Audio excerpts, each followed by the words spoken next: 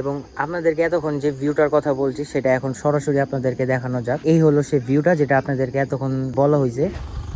ভাই যতই আগাইতাছি এই উঁচা নিচে রাস্তায় পাইতাছি, যে আহেন এই রাস্তা দিয়ে আহেন, আরেকটা যে সিরিয়ালের রাস্তা আছে ওই রাস্তা দিয়ে আহেন। কি এক অসাধারণ মাশাআল্লাহ, কুদরতের বা মহান আল্লাহর যে সৃষ্টি, মানে অসাধারণ। এখানে না আসলে বা না দেখলে বলাই যাবে না। আসসালামু আলাইকুম, আশা করি সবাই ভালো আছেন। অনেক দিন পর আবারও নিয়ে চলে আসলাম একটা নতুন ভিডিও। আজকের এই ভিডিওটা আমার জন্য অনেক স্পেশাল, কারণ আজ আমি আপনাদের সাথে শেয়ার করতে যাচ্ছি সীতাকুণ্ডের এক সুন্দর অভিজ্ঞতা, যেটা ছিল কঠিন, রোমাঞ্চকর এবং জীবনের অন্যতম একটি সুন্দর মুহূর্ত। এই যাত্রাটি আরো বেশি বিশেষ হয়ে উঠেছিল কারণ ঢাকা থেকে সীতাকুণ্ড পর্যন্ত আমি পুরো যাত্রাটাই ট্রেনের ছাদে বসে করেছি। পুরো রাস্তা জুড়ে ছিল অ্যাডভেঞ্চার, ভয় আর অসাধারণ কিছু দৃশ্য, যেগুলো সত্যি ভাষায় প্রকাশ করা অনেক কঠিন। তবে এই ভ্রমণটা শুধু সুন্দরই ছিল না, ছিল খুব চ্যালেঞ্জেও ভরা। কঠিন পথ পাড়ি দিতে হয়েছে, খুব ঝুঁকির মধ্যে দিয়ে যেতে হয়েছে, কিন্তু প্রতিটা মুহূর্তের শেষেই ছিল আনন্দ আর অনুভূতি, সেটা সত্যি ভাষায় বলার মতো না। আজকের এই ভিডিওতে আমি আপনাদেরকে সেই জার্নিটা দেখাবো।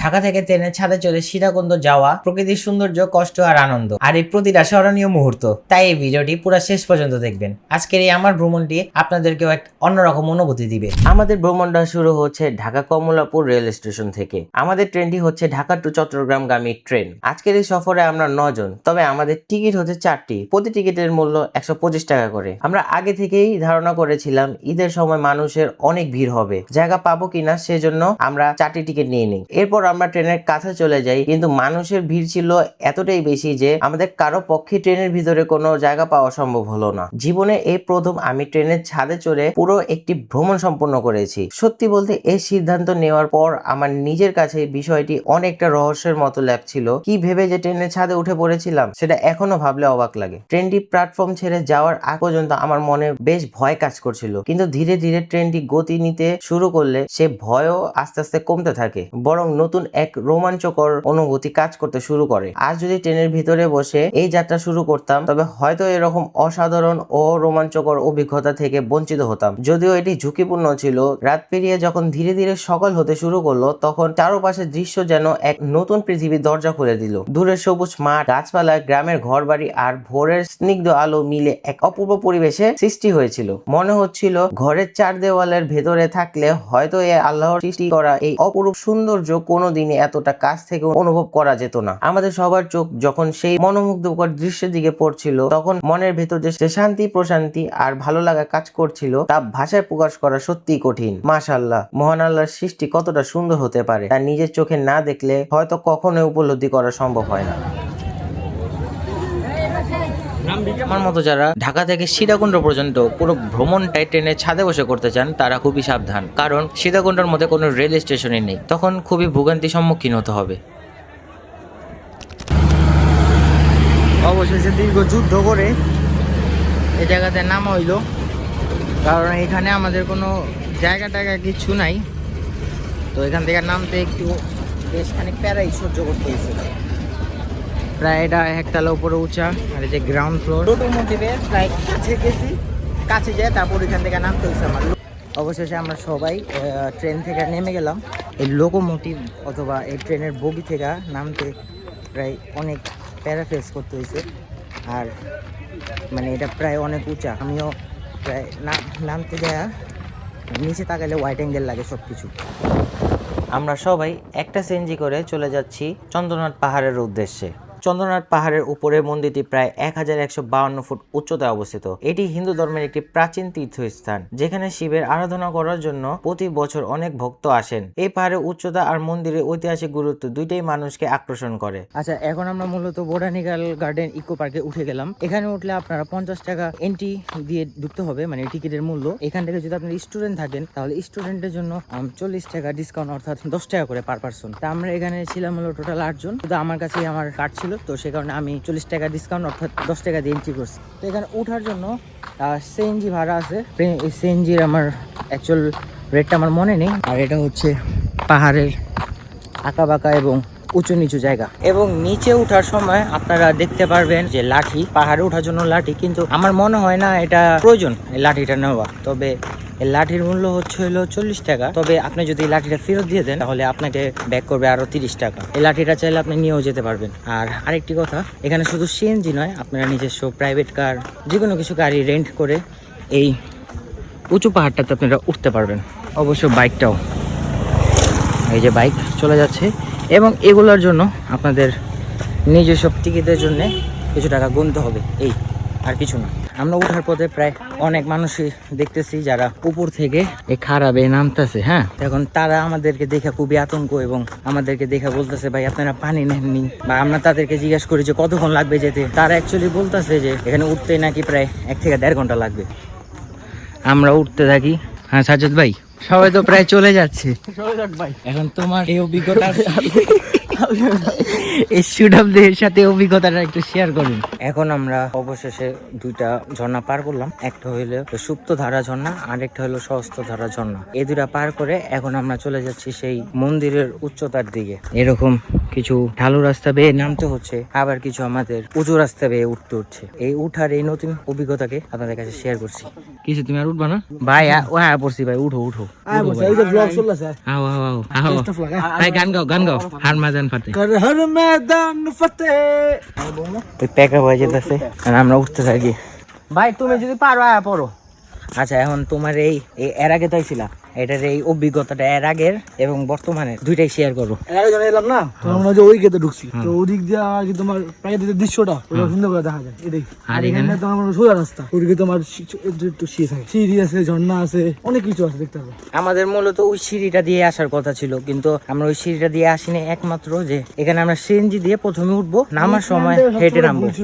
অনেক রাস্তা যাওয়ার পর আর কি বুঝতে পারলাম যে ভুল হয়ে গেছে, আমাদের ওই রাস্তাটি যাওয়া ছিল উপকারী। আমরা প্রায় যদি ওই রাস্তা দিয়ে যেতাম তাহলে আমাদের আধা ঘন্টা সেভ হইতো, এখানে আমাদের আরো কষ্ট হয়ে যাচ্ছে। আর এই পাহাড় থেকে বয়ে আসা যে বাতাসগুলো অন্তরের মধ্যে লাগে, মনে হয় যে আরো কিছুক্ষণ অ্যাকচুয়ালি এখানে কাটে বসে, কিন্তু আমাদের অনেক লেট হয়ে গেছে। আজকের এই দিনের মধ্যেই আমাদের 2টা জায়গা আরো কভার করতে হবে। এখন আমরা যেখানে যাচ্ছি সেটা হচ্ছে চন্দ্রনাথ মানে মন্দিরটা, এবং ওই পিছে যে রেখে আসা যে 2টা ঝর্ণা ছিল আমাদের সেখানকার ভিউ, এবং সেখানকে গোসল করতে হবে মেইনলি। তো সেই কারণে আমাদের এতটুকু আসা এবং 2টা ড্রেস নিয়ে আসা যাতে ব্যাকআপ দিতে পারি। তো আমরা বেশ অনেকক্ষণ চলার পর আমরা অনেক উপরে চলে আসছি। এই তো আমরা আরো উঠবো, প্রায় আমাদের আরো 20 মিনিটের মতো যেতে হবে। তো আনুমানিক ধরা যায় আমরা প্রায় 100 তলার উপরে চলে গেছি। এখন কত তলার উপরে আমরা অ্যাকচুয়ালি পৌঁছাতে পারি এবং এই পাহাড়টি কত ফিট উচ্চতা সেটা আমি আপনাদেরকে উপরে যেই বলবো ইনশাল্লাহ। চলুন যাওয়া যাক, এবং আপনাদেরকে এতক্ষণ যে ভিউটার কথা বলছি সেটা এখন সরাসরি আপনাদেরকে দেখানো যাক। এই হলো সেই ভিউটা যেটা আপনাদেরকে এতক্ষণ বলা হয়েছে। আর চলেন আমরা এই ভিউটা একটু সামনে থেকে দেখি। এই হচ্ছে সেই ভিউটা যেটা আমি আরো উপরে থেকে আপনাদেরকে দেখাবো ইনশাল্লাহ। আর এই হলো পাহাড়ের উচ্চতা, আপনারা দেখতেই পাচ্ছেন যে আমি কত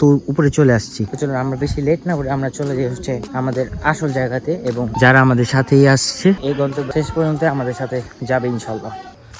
অবশেষে প্রায় অনেকক্ষণ পর এবং অনেকক্ষণ হাঁটাহাঁটি করার পর প্রায় অনেক উঁচুতে উঠে গেছে, এবং এই উঁচুতে উঠে আমরা একটা অসাধারণ জিনিস দেখতে পারছি, যেটা কক্সবাজারের সাথে এই সাগরটা একসাথে জড়িত। তবে এখন যে স্ক্রিনে মানে যে ভিডিওটা প্লে হইতেছে সেটাই সে জায়গাটা, এবং চলুন আমরা উঠতে থাকি এবং আপনাদেরকে কিছু সুন্দর সুন্দর জায়গা দেখাতে থাকি।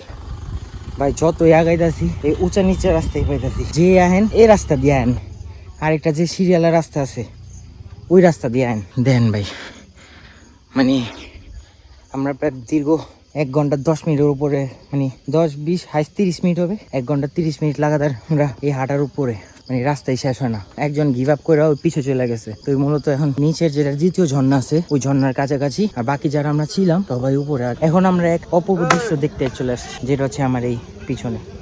ভাই লাগে কি মেঘ সামনে, আর কি কমু, আরো উঠলে আরো দেখা যাবো। অবশেষে আমরা বিশ্রাম নিয়ে আগে বাড়তে বাড়তে আমাদের প্রায় 3 ঘন্টা চলে গেছে। আর এই 3 ঘন্টার মধ্যে আমরা প্রায় অলমোস্ট চলে আসছি, জাস্ট একটা স্টেপ বাকি আছে। আর এই একটা স্টেপের পরে আমরা আসলে আমরা মেইন জায়গাতে চলে আসবো। অ্যান্ড এই সৌন্দর্যটা আপনাদেরকে একটু দেখাই।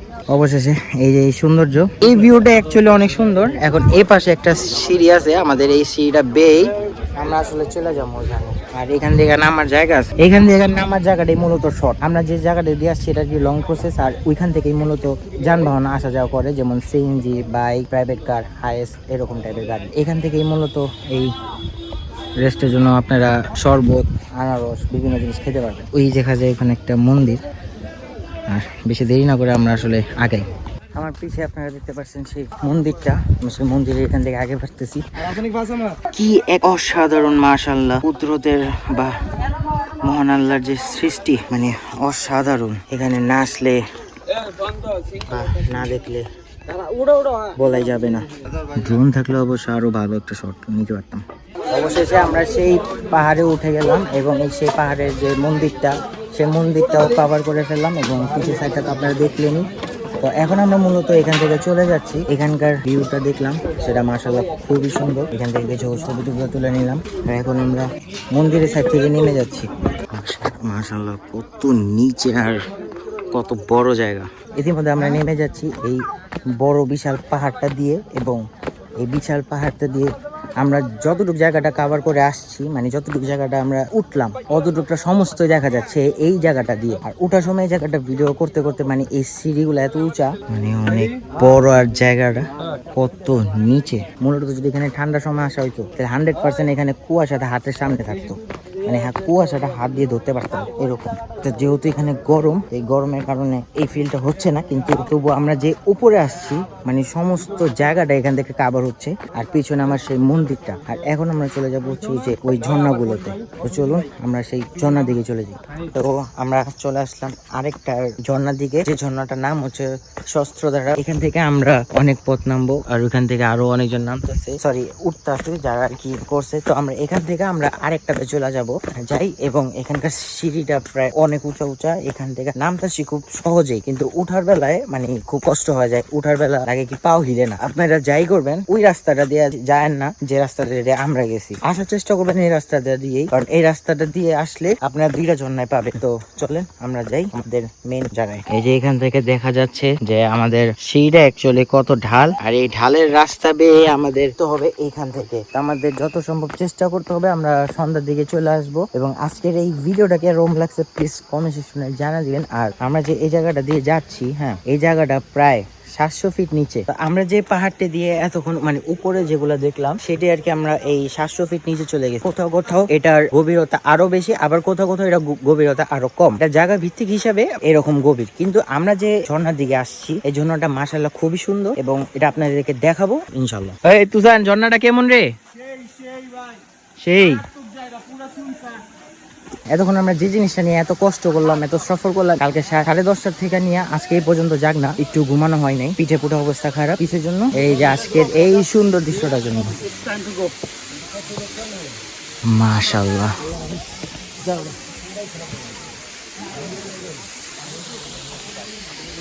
এই সেই ঝর্ণাটা যেটার মধ্যে এখন আমরা গোসল করব। আর এটার জন্য আমরা এত দীর্ঘ অপেক্ষা করছি। আর এটার উচ্চতা অনেক হবে, এটার উচ্চতা। অবশেষে 1 কদম 2 কদম করে আস্তে আস্তে আমরা ঝর্ণার দিকে চলে যাচ্ছি, এবং আমার ঠিক পিছনেই আছে সেই ঝর্ণা। ভাই ভাই সেই মাশাআল্লাহ, টুকিটাকি যা হয়েছে আমি বাদ বাকিটা একটু এনজয় করি, তারপরে আপনাদের সাথে শেয়ার করব আমার এই অভিজ্ঞতা। আর এখানে মূলত আমরা ছাড়া আর কেউই নাই, আর যারা ছিল ওরা চলে যাচ্ছে, ওরা বেশিক্ষণ থাকবে না, মনে করেন আমরা এখানে লাস্ট আর কি, সর্বশেষ। আর যারা আছে তারা এখন মোটামুটি চলে যেতেছে, এবং আমরা প্রায় শেষের দিকে আছি। এখন দেখো হয়তো অন্য কোনোটায়। শেষবারের মতো বিদায় দিয়ে দিচ্ছি আমাদের প্রাকৃতিক সৌন্দর্যের একটি প্রতীককে, যেটা হচ্ছে সহস্রী ধারা। অবশেষে আজকে আমাদের সীতাকুণ্ডের প্রথম দিনটা শেষ। এরপর আমরা ফিরে যাই আমাদের হোটেলের দিকে। তার আগে আমরা ভাবি রেস্টুরেন্ট থেকে আমাদের ভোজনটাও শেষ করে ফেলি। খাবারটি ছিল অসাধারণ। এই ছিল আজকে আমার সীতাকুণ্ডের ব্লগ। সবাইকে অসংখ্য ধন্যবাদ আমার পুরো ভিডিওটা দেখার জন্য। আল্লাহ হাফেজ, দেখা হবে অন্য কোনো ভিডিওতে।